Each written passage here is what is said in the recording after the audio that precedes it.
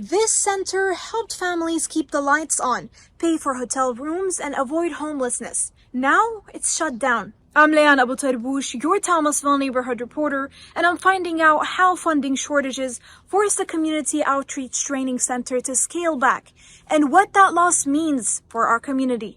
Across Thomas County, more families are living in motels, overcrowded homes, or unsafe housing just trying to get by. Rent keeps rising, utilities aren't getting cheaper, and landlords are asking for 3 times the rent and income just to qualify. For more than 15 years, one of the key advocates helping families avoid these challenges or homelessness was Dr. Sharon Edwards, who ran the Community Training and Outreach Center until funding shortages and competition forced the center to shut down. There's more than 400 nonprofit organizations in and around Thomasville, Thomas County that provides a plethora of services, but those that are providing services for the homeless community, for those that are precariously housed, for those that are sofa surfers, or those where you have multiple families in single family dwellings, it's not a lot of resources available. And so what happens is that churches become now social services.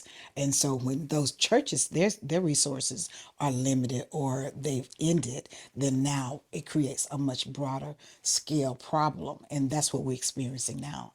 That support made a real difference for people like Kimberly Adams, who says Edwards didn't just offer resources, she opened doors and helped create a path to stable housing. But she's helped me in so many ways. Actually, this house that I'm staying in, she was the reason why I was able to move here. She talked with someone and I actually stayed with her when I first moved back. Here I stayed with her and her husband probably for about 3 months until this house was ready for me to move in.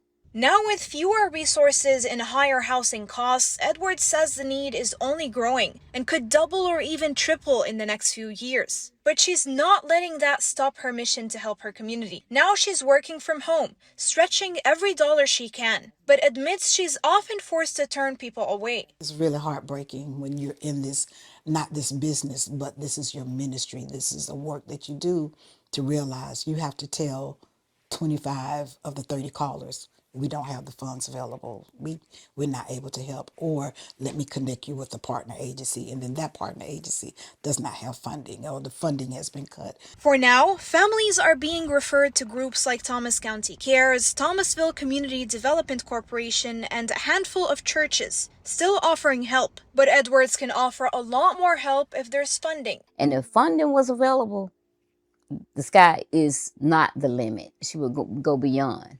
Ms. Edwards says because of their size, Albany and Valdosta qualify for direct federal housing funds, but Thomas County doesn't, so it needs to compete for any funds from the state. In Thomasville, I'm Leanne Abu Tarbush, ABC 27.